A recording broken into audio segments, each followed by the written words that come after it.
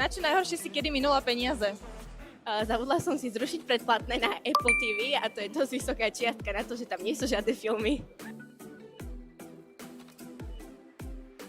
Ahoj, ako sa voláš a investuješ už?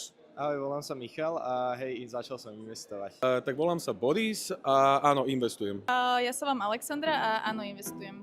Ja som Tomáš a nie. Ja som Ivan a zatiaľ nie. Ahoj, volám sa Amadeus a áno, investujem už 4 roky. Ahoj, čiže moje meno je Ema a zatiaľ neinvestujem, ale určite nad tým aktívne rozmýšľam. A do čo, ak sa môžem spýtať? Momentálne sú to akcie, ETF-ka a REIT-ka.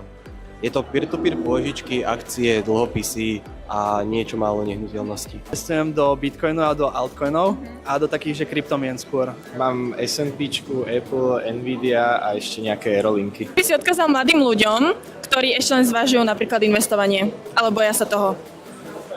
Tak vytvorte si rezervu, aby ste boli v pohode a začnite v malom.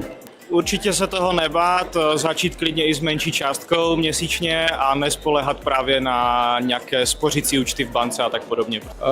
Netreba sa toho báť, lebo môže sa začať aj s malým kapitálom, čo niekto možno dá na pivo, na jedlo alebo na obed, tak vie začať aj s tým, vyskúšať si to a najlepšom sa popálí a má lekciu za 10 eur.